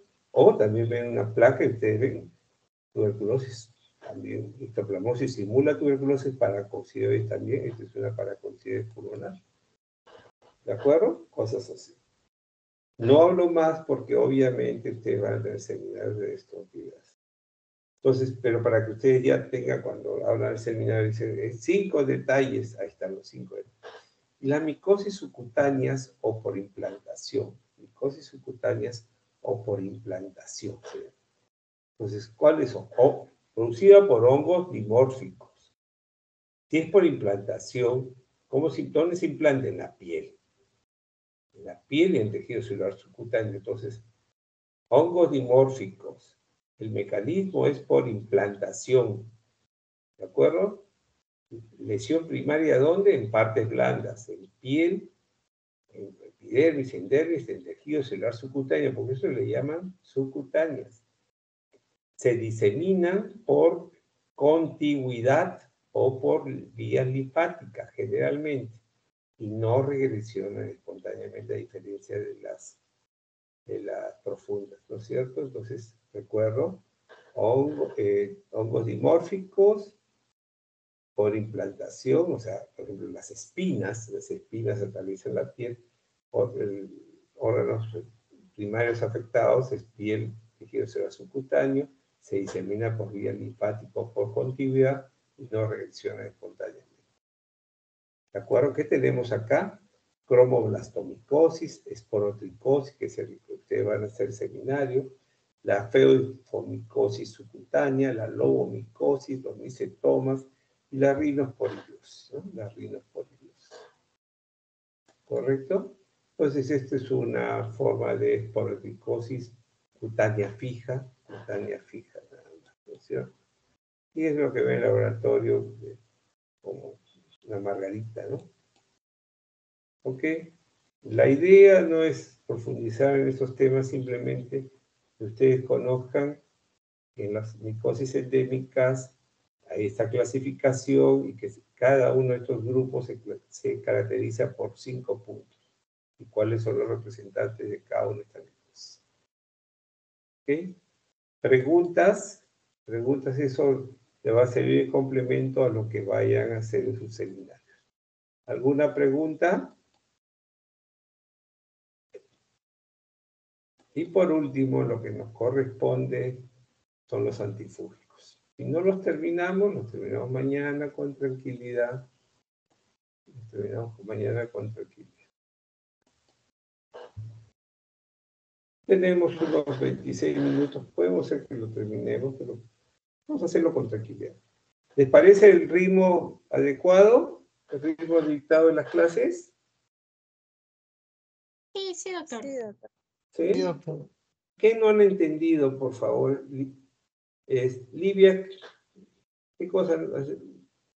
¿Tienes alguna pregunta? No por el momento, doctor. No, ¿has entendido todo? ¿Te parece muy confuso? ¿Te has puesto nervioso? ¿Todo lo que tienes que estudiar? Sí se ha entendido, doctor. Perfecto. Ok.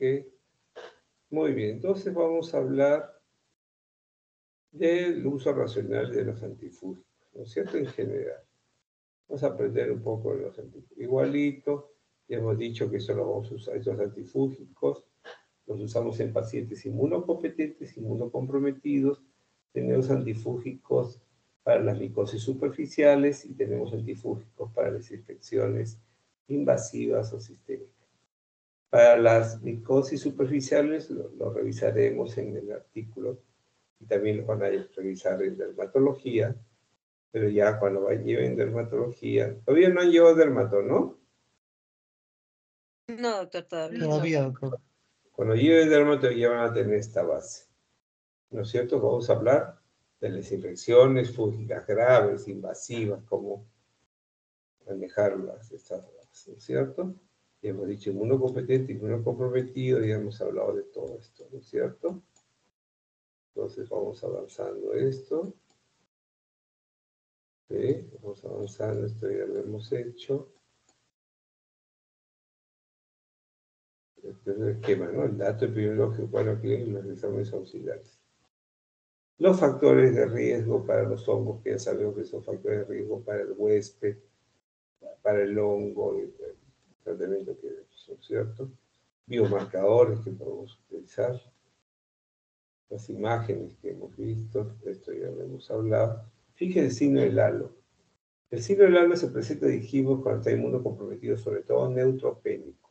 Entonces, cuando recuperan la neutropenia, los neutrófilos son como la baja policía, los basureros. Entonces, el tejido necrótico lo van limpiando. Entonces, en la imagen derecha ustedes ven que casi se forma un hueco, ¿no es cierto? Porque el tejido necrótico se lo están comiendo los neutrófilos. ¿No es cierto? Esto ya lo hemos visto. Y ok, vamos a hablar de la terapia antifúngica. Entonces, ¿cuál es el armamentario? ¿Cuáles son las herramientas antiinfecciosas, antimicóticas con que se cuentan en la actualidad para combatir las infecciones fúngicas invasivas o invasoras? Son 4 familias. Son los polienos, los triazoles, las equinocandinas y los antimetabólicos. ¿De acuerdo? Los polienos son quizás los más antiguos y son los de mayor espectro. Son los de mayor espectro. Y tenemos 2 formulaciones. Tenemos la forma convencional de la fortalicin B y tenemos las preparaciones lipídicas que ya vamos a hablar. De los triazoles tenemos lo que se llaman de primera generación, que son fluconazol y taconazol, y los de segunda generación, que es el voriconazol, el posaconazol, el bisabuconazol. ¿De acuerdo? En el Perú tenemos todos de estas familias tenemos todos. Luego tenemos las equinocandinas. De las equinocandinas tenemos caprofulgina, anidrolafulgina.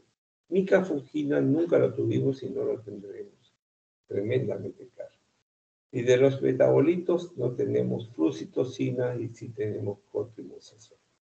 ¿De acuerdo? Vamos a ir desarrollando cada una de ellas. ¿Qué hay de los polienos? Son los de mayor espectro, ¿correcto?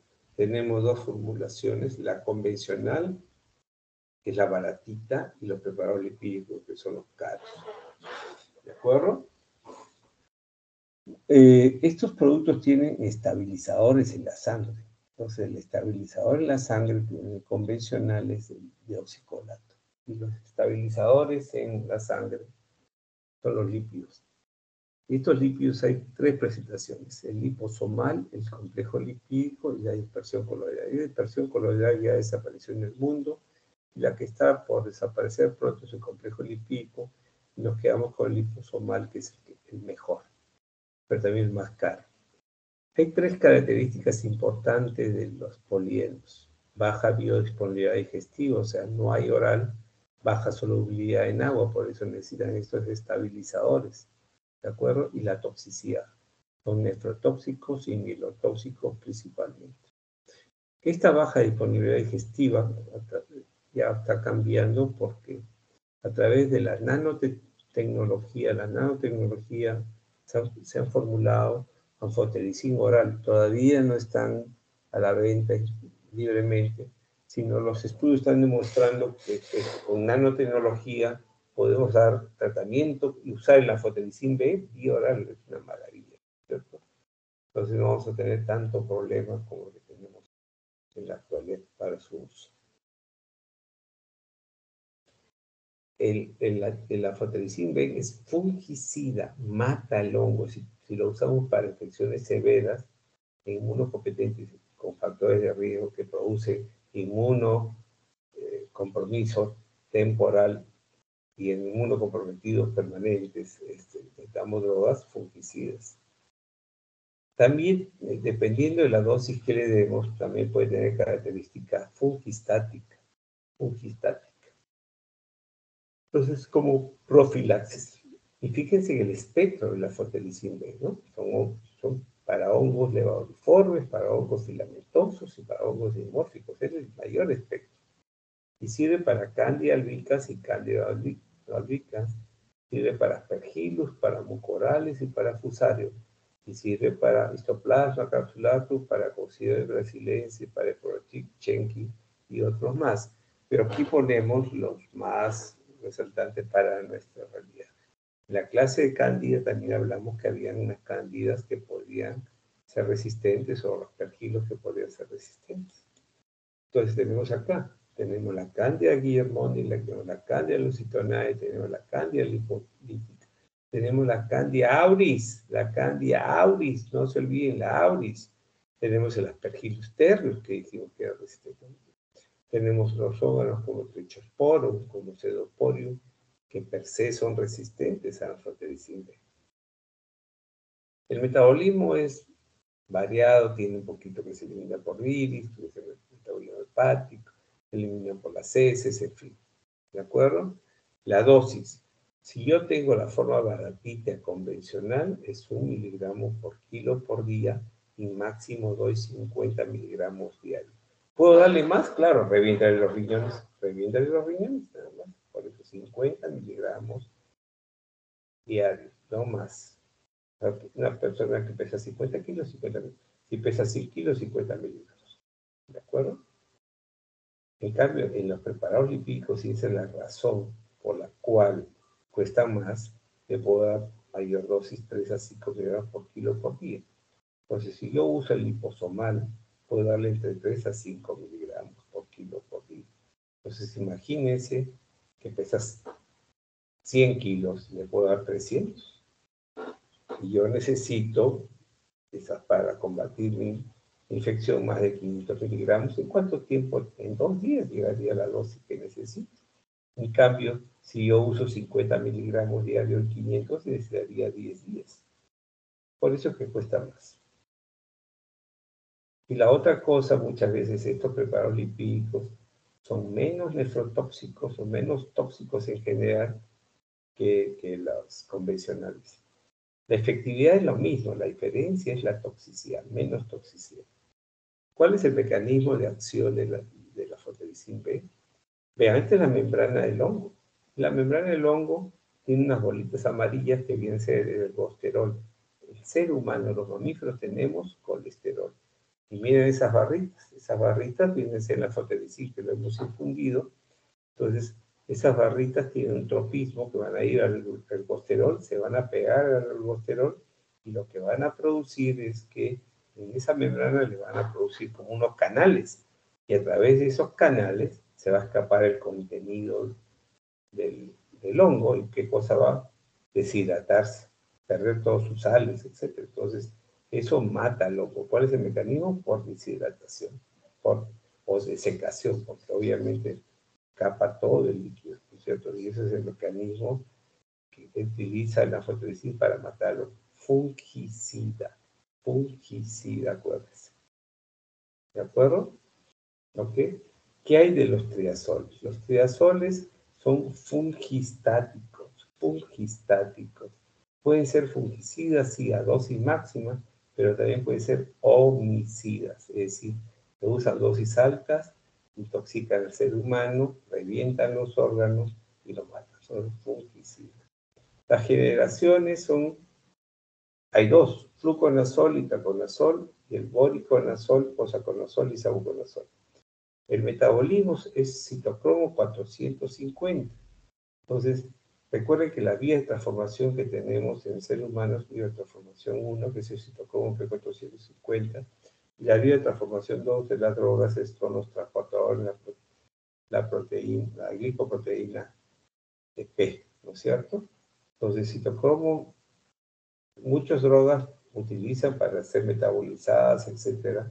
Entonces, esa interacción puede hacer que el antifúngico aumente niveles, disminuye sus niveles, o otros antifúngicos aumenten los niveles de otras drogas y produciendo toxicidad, produciendo respuesta subóptima, etc. Tengan mucho cuidado. ¿Cuál es el espectro de los triazoles? El fluconazol para infecciones invasivas, para infección, no para uñas, no estoy hablando para uñas, hoy hablaremos. Para el fluconazol lo utilizamos para infecciones candidiasis invasivas, por ejemplo, albicans y no albicans, y para criptococcus neoformes y criptococcus ¿no? Las candidiasis invasivas. El itraconazol lo usamos para Candida krusei, sí, pero generalmente son infecciones crónicas, ¿no? Infecciones, pero podría tener para candidemia, sí, claro, pero la forma intravenosa del itraconazol, que no la tenemos. Y la mejor fórmula de itraconazol es suspensión, que no la tenemos. Las pastillas que tenemos, los comprimidos, no son muy buenos. Y para Aspergillus y para Coccidio brasilense son muy buenos, pero para formas crónicas, En el caso para Coccidio brasilense, así como para Sporotrichenque, que falta, son para formas moderadas, leves y moderadas de tratamiento. Las formas severas de estas infecciones se tratan con anfotericina B.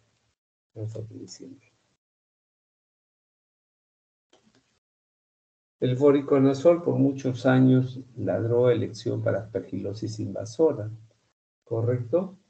Entonces el aspergillus fulminante está representado, pero tiene mucha interacción sobre el citocromo P450 y en los últimos años ha sido reemplazado por el sabuconazol, que tiene menos interacción y es mucho más amigable, ¿correcto? Pero voriconazol para las formas crónicas de aspergilosis sigue siendo la droga de elección, ¿correcto? Para las neoplasias hematológicas, los trasplantados, puede ser, pero el sabuconazol lo supera.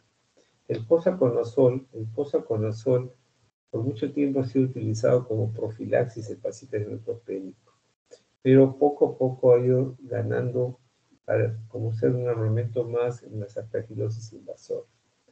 Posaconazol se utiliza también como, digamos, después de la fotericina B, usar posaconazol para mucormicosis, ¿de acuerdo? Isavuconazol también lo usa para mucorales, pero su selección es débil. Y fíjense que hay cepas resistentes a isavuconazol, que ya hemos dicho, Cruzeit, Labrata, Rugosa, ¿no es cierto? Auris, y el Aspergillus, ¿no? Los Aspergillus no fumigatos principalmente. ¿No es cierto? Ok. Ya hablaremos mañana de las drogas y mencionaremos que en la fotericimbe los polienos son concentración dependiente. Nada más guarden esa concentración dependiente para que vean cómo se debe administrar. Y estas son área bajo la curva.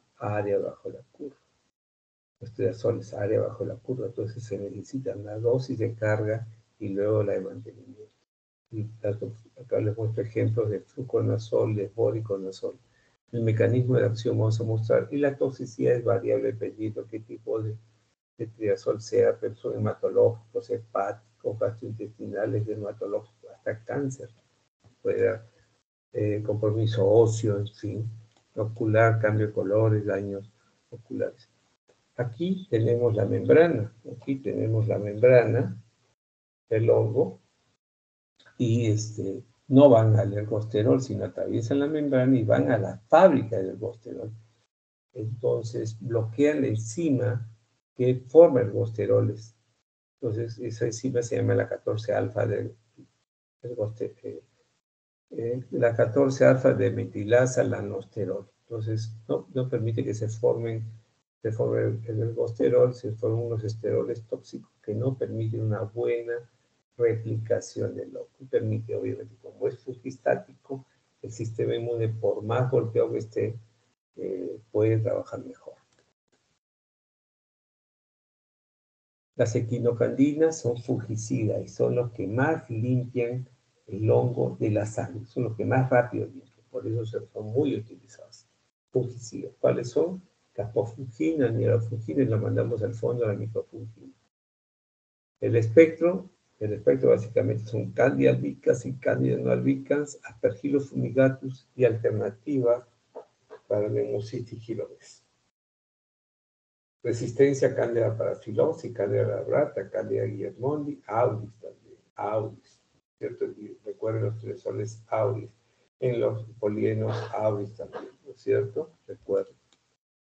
Ok, estas drogas también son área bajo la curva, entonces, dosis de carga y mantenimiento. Cuando hagamos farmacocinética y farmacoquímica, vamos a enfatizar tanto para antibióticos como para antifúngicos, ¿no es cierto? El mecanismo de acción ya lo vamos a ver, y las equinoverbenas pasan por citocromo P450. Entonces, puede subir su concentración, pueden bajar, pueden tener interacciones con otros medicamentos. La nidolafungina no tiene ese problema, la nidra se degrada, el torrente sanguíneo se llama degradación química, por eso que tiene menos problemas, casi no, si no pasa por el hígado, no tiene problemas de citocromo P450. Lo que tiene son efectos secundarios como cualquier droga. ¿De acuerdo? La toxicidad es variable, puede haber polinización de enzimas, puede haber náuseas, vómitos, etc., pero interacciones. Y fíjense que no es activa generalmente sobre criptococos, neosporas y con corales y fusales. Entonces, la pregunta es ¿por qué? Ahora lo vamos a ver. Más adelante. Miren cuáles son las limitaciones de equinocandinas. No es tan cierto lo de Candida parapsilosis. Se puede utilizar, sí, pero no endospermitis. No atraviesa, no ingresa al ojo, ni al sistema nervioso central, ni a la vía urinaria, ¿no? Al sistema canalicular, tubular, ¿no? Pero al parénquima hepático sí. Al parénquima renal sí, porque ¿cómo llega el difúsivo al parénquima renal? Por vasos sanguíneos. Pero digamos al sistema tubular, al sistema colector, no filtra, pero no es bueno para ellos. ¿De acuerdo? Entonces miren, ahí está la membrana, y en la membrana tenemos una enzima que se llama la beta-1,3 glucansidetasa. Y esta enzima es la que se encarga de dar mantenimiento a las columnas que mantienen la pared del hongo. Y miren la pared del hongo, ¿cuáles son sus componentes? Hay unos que tienen beta-1,6-glucano y hay otros que tienen beta-1,3-glucano. Entonces, y miren esa enzima que está en la membrana, en las equinocandinas actúa sobre beta-1,3-glucancitretasa, o sea, bloquean el mantenimiento y la formación de las columnas en los hongos que tienen beta-1,3-glucano. ¿Quiénes tienen beta-1,3-glucano? Las cándidas, los aspergilos y el Nemocystis gyroides. Entonces, al bloquear, fíjense que el efecto es en la membrana, pero el impacto ¿dónde va? En la pared. Entonces, si no hay columnas, la pared se destruye y el hongo que está a presión estalla. Entonces, son fungicidas por estallamiento. Entonces, ya sabemos por qué no funciona sobre Cryptococcus neoformes, mucorales y fusarios, porque estos tres últimos hongos son beta-1,6-glucano. ¿De acuerdo? Entonces, por eso que no tiene actividad sobre estos hongos. Y por último, los antimetabolitos, ¿no? En los antimetabolitos tenemos la flucitosina, que es un análogo de piribirina, es fungicida, su efecto es candialbica, Cryptococcus neoformes, es formulación oral, su biodisponibilidad oral del 80%, y lo que bloquea es la síntesis del ADN fúngico, por lo tanto es fungicida. Es una prodroga que se va a transformar en fluoracilo, que tiene acción sobre una enzima que impide la síntesis del ADN. ¿Y cuál es su principal toxicidad? Mielotóxico, pero también es bolsotóxico porque es caro, no hay NPL. Y la droga es más utilizada como una segunda, como el mejor acompañante para las infecciones por neurocriptococosis, ¿no? Neurocriptococosis. ¿Correcto? Y por último tenemos el cotrimoxazol, que es el trimethoprim sulfametoxazol, que es un antibacteriano, pero también es un antiparasitario y también es un antifúngico. ¿No es cierto? Como ya vamos a hablar, sirve para Staphylococcus aureus, sirve para Stenotrophomonas maltophilia, es la droga de elección para Nemocystis gyroides y para coccidias como Cyclospora cayetanensis y Zoospora belli. Entonces es una droga que en este caso para Nemocystis gyroides. El mecanismo de acción bloquea la vía del folato, son antifolatos, pues produce anemia megaloblásica. La dosis es 15 a 20 miligramos por kilo por día, ya sea intravenoso o bioral. Las toxicidades que uno tiene que ver es mielotóxico, gastrolesivo, hepatotóxico y neurotóxico. La tableta es barata, la oral, pero las ampollas son caras. ¿De acuerdo? Las tabletas vienen fuertes, o sea, doble dosis, las ampollas en simple dosis. Entonces vamos a ver cómo se manejan las candidiasis invasoras. Dijimos que hay dos formas principales de formas clínicas de candidiasis invasora. La candidemia y la candidiasis invasiva, o sea, órganos profundos. No vamos a hablar de la candidiasis invasiva candidémica, sino simplemente la que no tiene candidemia y la candidemia. En la candidemia vamos a chequear varios parámetros, si está neutropénico o no neutropénico, si está chocado o no chocado. Si yo tengo candidemia, tengo la capacidad de identificar el hongo, saber qué tipo de su especie, qué sensibilidad es. Cuando ustedes tengan una candidemia y lo ven en un neutropénico, existe la posibilidad que tenga, y que tiene riesgo para aspergilosis. Entonces, es preferible dar una droga que me cubra la cándida que tengo aislada y el potencial riesgo de cubrir la aspergilosis. Entonces, mucha gente usa anfotericin B liposomal, se les tiene que utilizar. Otros dicen no, le voy a dar equinocandinas, y obviamente ya sea con anfotericin B o sea con equinocandinas, monitoreo el riesgo de aspergilosis usando biomarcadores en sangre 2 o 3 veces por semana, que es el galactomannan. En pacientes no neutropénicos, la droga, obviamente hay que ver cuál es sensible o resistente al tipo de cándida que tengo. La droga usada es equinocandinas. Y para pacientes de este tipo usemos anidolafungina, que es la que tiene menos interacciones que no pasa por Torrentes, por Estocolmo P450. Y uno diría, ¿cuándo voy a usar fluconazol? Probablemente que su única condición es que tenga cándida albicans sensible, que no esté chocado el paciente, ¿no es cierto? Que no esté neutropénico. Si no, casi no vamos a usar fluconazol. Entonces acá candidemia, tienen que checar si está chocado o no, si está neutropénico o no. ¿Cierto? Esos son dos parámetros importantes.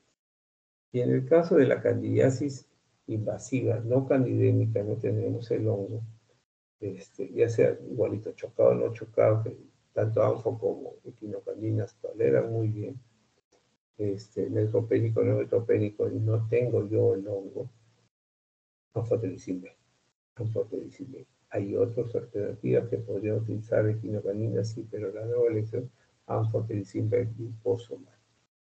Entonces ya tienen más o menos cuadrado cuándo utilizar cada una de las drogas. En el caso de aspergilosis, si yo tengo las formas invasivas, las formas invasivas con falla fagocitaria de neutropénicos, uso isavuconazol. Si yo tengo las formas crónicas, falla celular, uso voriconazol. Alternativas, anfotericin B liposomal para ambas. Pero téngalo dividido. Algunos dicen, no tengo isavuconazol, puedo usar voriconazol también. Entonces, vamos a poner de elección para la falla fagocitaria, o sea, neoplasias hematológicas trasplantados, isavuconazol. No tengo isavuconazol, ¿puedo usar voriconazol? Sí. ¿Correcto? Y luego las otras crónicas, voriconazol, y para ambas, como tercera alternativa en fagocitaria y segunda alternativa en falla celular crónicas, anfotericin B liposomal. ¿Por qué el voriconazol ha perdido tanto peso? Por su farmacocinética, pues. Necesita dosaje sérico.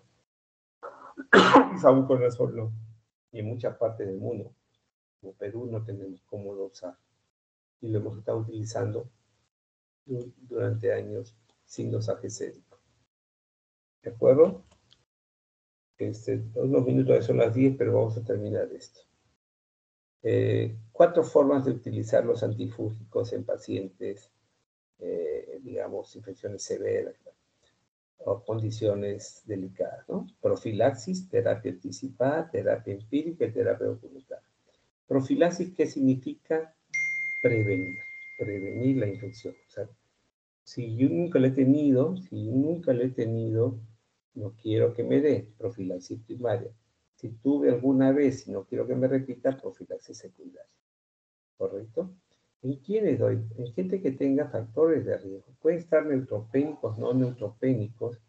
Neutropénicos por las enfermedades como leucemias agudas, como trasplantados, o neutropénicos inducidos por quimioterapias, otras drogas, igualito llaman a desarrollo de hongos, ya sean neutropénicos o por drogas o tratamiento. Entonces se llama profilaxis. Entonces tengo que preguntar siempre el tipo de huésped, los tratamientos que recibe para decir si necesita o no establecer, que dice la literatura, del riesgo de infecciones. La terapia anticipada, ¿qué significa? Estos pacientes neutropénicos, estos pacientes inmunocomprometidos, tienen alto riesgo de desarrollar infecciones fúngicas. Entonces se establece qué grupo de huésped, por eso hay que mirar el huésped, qué tipo de huésped. Y obviamente ver si se necesita detectar tempranamente que el hongo esté presente y pueda complicarlo. Entonces se buscan los biomarcadores. No solamente ese huésped, sino se buscan los biomarcadores. Estos biomarcadores, cuando se positivizan, pueden decirnos con 1 semana o 2 semanas de antelación que el hongo ya se metió, que el hongo se está replicando y que tenemos que tratar. Entonces podemos ver pacientes tranquilos, sin molestias, y de pronto salen estos biomarcadores positivos, más de uno, más de una prueba positiva. Entonces empecemos. Entonces parece raro que tratemos pacientes que están asintomáticos, después, pero es así. La terapia empírica ya es el paciente, entonces estas 2 etapas, el paciente generalmente está asintomático. Y las 2 últimas, el paciente está asintomático, que terapia empírica es lo que vemos en unidades y cuidados intensivos, que es el paciente que está sintomático, delicado, con catéteres, con nutrición parenteral, postoperado, etcétera, que no responde a terapia antibiótica. Entonces se asume que se evalúan scores y que puedan estar, nos puedan indicar que tiene infección por hongos, y obviamente empezamos tratamiento empírico. Y la terapia documentada es ya cuando yo tengo el hongo aislado y tipifico y veo sensibilidad y ajusto mi tratamiento. Recuerden que los dos primeros son asintomáticos y los dos últimos son sintomáticos, ¿no? Generalmente. Hay que tener mucho cuidado con las interacciones medicamentosas. Ya hemos hablado del citocromo P450 y las proteínas, los transportadores con la glicoproteína P, ¿no es cierto? Entonces puede haber interacciones. Hay que cuidar eso, ¿no? ¿Ok? La combinación de los antifúngicos, no todos. Quizás las entidades que necesitan combinación más frecuente básicamente son la criptococosis, la neurocriptococosis, la fusariosis, pero la fusariosis es más potente. Las subespecies, cada subespecie de fusario tiene sensibilidad diferente a los antifúngicos. Entonces, hasta que no los tipifiquemos, generalmente combinamos eso. Después, la mayoría generalmente son con una sola droga. A veces por cuestiones ya de desesperación comienzan a combinar, pero no es así. No es así. Y la medida de prevención, las precauciones estándar, los ambientes de aislamiento, ¿no es cierto? Principalmente, ¿no? Entonces, conocer siempre la cadena de transmisión de las infecciones, ¿no? Las precauciones estándar y los ambientes de presión positiva con el cambio de aire, las situaciones de aislamiento principalmente. Esto ya lo hemos dicho. Ok. Preguntas, por favor. Preguntas.